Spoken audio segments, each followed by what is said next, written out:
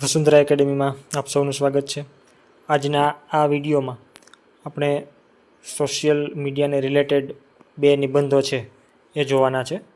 તો એમાં પહેલો નિબંધ છે સોશિયલ મીડિયા ડિજિટલ યુગ અને યુવા માનસ પર તેનો પ્રભાવ. વર્તમાન 21મી સદી એ માહિતી અને સંચાર ક્રાંતિની સદી છે. આજના સાંપ્રત સમયમાં સોશિયલ મીડિયા એ માત્ર મનોરંજનનું સાધન નથી રહ્યું, પરંતુ તે માનવ જીવનની એક અનિવાર્ય જરૂરિયાત અને દૈનિક જીવનનો હિસ્સો બની ગયું છે. ફેસબુક, ઇન્સ્ટાગ્રામ, યુટ્યુબ અને વોટ્સએપ જેવા પ્લેટફોર્મ્સે સમગ્ર વિશ્વને એક આંગળીના ટેરવે લાવીને મૂકી દીધું છે. પ્રખ્યાત વૈજ્ઞાનિક આલ્બર્ટ આઇન્સ્ટાઈને વર્ષો પહેલાં એક ચિંતા વ્યક્ત કરી હતી કે મને એ દિવસનો ડર લાગે છે કે જ્યારે ટેકનોલોજી આપણી માનવીય સંવેદનશીલતા પર હાવી થઈ જશે. એ દિવસે વિશ્વ પાસે માત્ર મૂર્ખાઓની પેઢી હશે.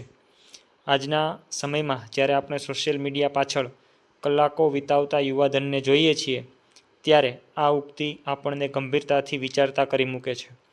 સોશિયલ મીડિયાના સકારાત્મક પાસા પર નજર કરીએ તો તેણે જ્ઞાન અને અભિવ્યક્તિના પ્રસારને ખૂબ જ લોકશાહી અને સરળ બનાવ્યો છે. કોઈ પણ વ્યક્તિ પોતાના વિચારો, કલા કે કૌશલ્યને વૈશ્વિક સ્તર પર પ્રદર્શિત કરી શકે છે. શિક્ષણ અને વહીવટી ક્ષેત્રે પણ તેનાથી મોટી સરળતા આવી છે. પરંતુ સિક્કાની બીજી બાજુ એટલી જ અંધકારમય છે. આજના વર્ચ્યુઅલ એટલે કે આભાસી યુગમાં યુવાનો રીલ્સ અને લાઇક્સના આંધળા આકર્ષણમાં ફસાયા છે. ફ્રેન્ચ ફિલસૂફ રૂસોનું એક ખૂબ જ પ્રચલિત વિધાન છે કે મનુષ્ય સ્વતંત્ર જન્મ્યો છે, છતાં તે બધે જ બંધનોમાં જકડાયેલો છે. આજે આ બંધનો ડિજિટલ બની ગયા છે. સ્માર્ટફોનની સ્ક્રીન લોક થતાં જ યુવાનનું મન પણ જાણે આભાસી દુનિયામાં કેદ થઈ જાય છે, જે તેના માનસિક સ્વાસ્થ્ય, એકાગ્રતા અને સામાજિક સંબંધોને ભારે નુકસાન પહોંચાડી રહ્યું છે. સાંપ્રત સમયમાં સાયબર ક્રાઇમ, ફેક ન્યૂઝ અને ડિજિટલ ફ્રોડ જેવા પડકારો વહીવટી તંત્ર માટે માથાનો દુખાવો બન્યા છે. સોશિયલ મીડિયા પર ફેલાતી નકારાત્મકતા સમાજની સમરસતાને ડહોળવાનું કામ કરે છે. મહાત્મા ગાંધીજીએ 7 સામાજિક પાપોની યાદીમાં ચારિત્ર્ય વિનાના જ્ઞાનને મોટું પાપ ગણાવ્યું હતું.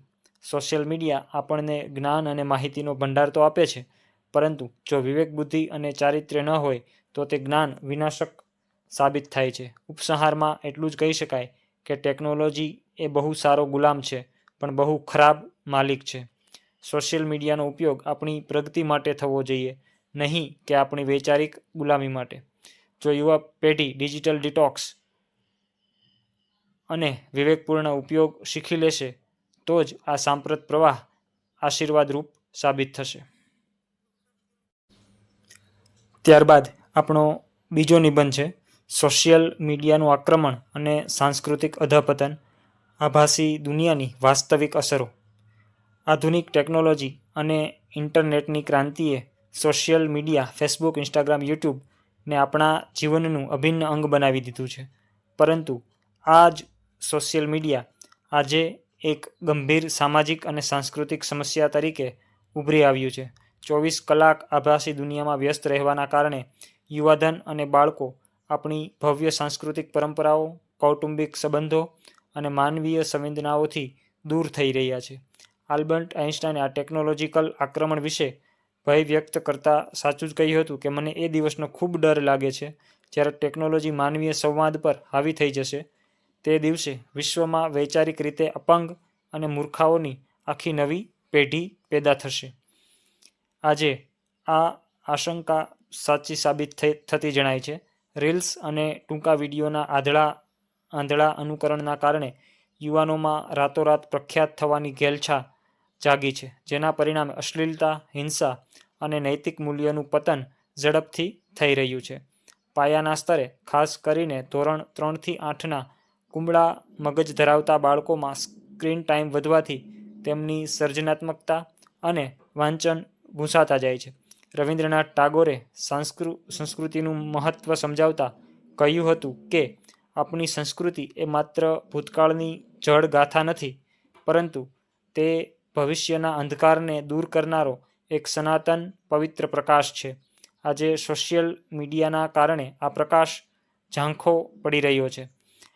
આ સાંપ્રત પડકારોનો સામનો કરવા માટે વહીવટી નિયમો કરતાં વધુ સામાજિક અને કૌટુંબિક જાગૃતિની જરૂર છે. વાલીઓએ બાળકોને ડિજિટલ ડિટોક્સ તરફ વાળવા પડશે. નવી રાષ્ટ્રીય શિક્ષણ નીતિમાં ડિજિટલ સાક્ષરતાની સાથે સાથે નૈતિક અને સાંસ્કૃતિક મૂલ્યોના શિક્ષણ પર જે ભાર મૂકવામાં આવ્યો છે તે આ સમસ્યાના ઉકેલ માટે ખૂબ મહત્વનો છે. સ્વામી વિવેકાનંદનું સૂત્ર હતું કે આપણને એવા શિક્ષણની જરૂર છે કે જેનાથી ચારિત્ર્યનું નિર્માણ થાય, મનની શક્તિ વધે અને બુદ્ધિનો વિકાસ થાય. જો આપણે આપણી નવી પેઢીને સોશિયલ મીડિયાના નશામાંથી મુક્ત નહીં કરીએ તો દેશનું ભવિષ્ય વૈચારિક કટોકટીમાં મુકાઈ જશે. તો મિત્રો, અહીંયા આપણે સોશિયલ મીડિયાને રિલેટેડ 2 નિબંધો તમારી સમક્ષ મૂક્યા છે.